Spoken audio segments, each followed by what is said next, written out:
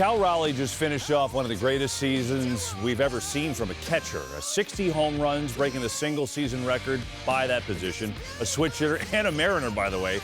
Alex, should we expect more of the same from the big dumper in the postseason? What do you think? Thank you, Mr. Kevin Burkhardt. Fellas, this is such an exciting player and such a great story. Now, the three of us can talk from personal experience.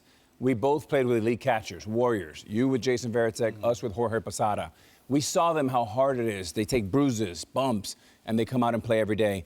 But what I personally like about Cal Raleigh, the big dumper as they call him, Poppy, he reminds me a little bit of you. Give me some room here, Big Poppy. Let me. What I really like, his identity is a lot like yours. If you come in middle in, he's hitting over 500, and he's gonna make you pay. And if you go away, he can hit that ball the other way with a little less power. But if you come in that danger zone, you better buy a ticket. I absolutely agree with you. Let's watch this video about the big dumper so we understand how good of a hitter he is. Look at this guy.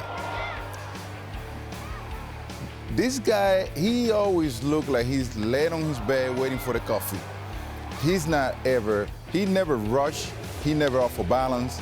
He's always on top of the pitch. I mean, his swing from both sides of the plate is almost perfect. His numbers are not, the number that he has been able to put up, they talk by themselves based on his body language when he's hitting. I mean, you guys know, you guys were great hitters, and you guys know that to hit for power like that, your body has to be on balance at all time. Why? Because power hitter like that, pitcher always want to get you out of the strike zone, chasing pitches, you know, chasing that one pitch down the way or up and in. This guy never chased those pitches. He's always on balance. And like you say, when you come in on him, you better knock on his door before you get there. You know, it's the thing that's most impressive is, you know, he's a switch hitter. He's doing damage from both sides of the plate. He's got 38 home runs left-handed. He's got 22 home runs from the right side. So he's really two players in one. We talk quite a bit about Ohtani being a pitcher and a hitter.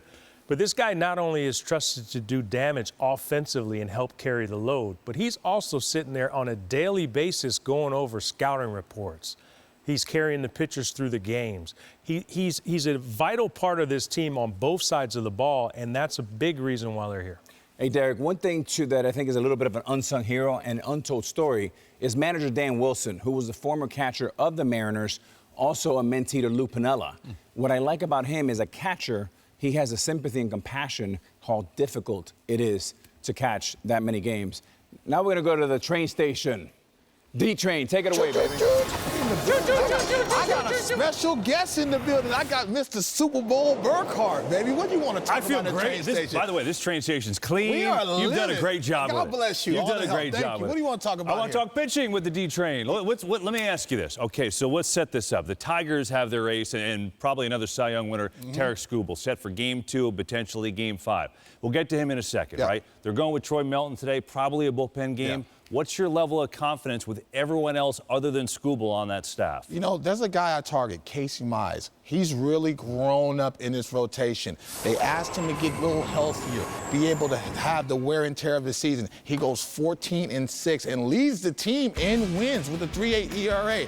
That needs to translate into the postseason, so now they can have a 1-2 punch. It can't just be all Skubal, especially with these series are getting longer and longer. They have to rely on Mize. I think he has the maturity. I think he has the stuff and the mound presence to be able to go up in the high leverage situations and go out there and add some length. I don't want to see him just throw 3 innings in the postseason. That's not going to suffice. They understand. They got to leverage him. I think he has enough velocity and enough pitch mix to go out there. Now, this is a talented Seattle Mariner lineup. They're experienced, they're battle tested, and they're hungry. But if the gritty kitties want to get there, they're going to have a 1-2 punch, and I think he's the guy. Against Skubal, Game 2, potentially Game 5, although Seattle beat them twice this year.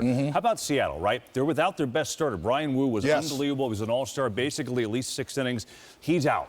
How do you feel about the rest of the starting staff, including Kirby tonight, who had some injuries this One year? of the deepest rotations in all of baseball, finally catching up with that prolific offense. They're going to have to rely on those guys. Pitching in that ballpark, pitches with a lot of confidence. They're going to be very aggressive with the fastball. It's going to be a fun series. I'm excited for it. for. You do anything to make the trains move? Like, do you give it a signal? Like, how do you get this? They don't thing pay me enough to be the conductor. I just stand here right now. But they soon gonna pay me Oh, enough. no, look, as soon as you say they're going to. Oh, there they go. We in They're the off. building. We in the building. What's up, baby? Like, hook me up, man.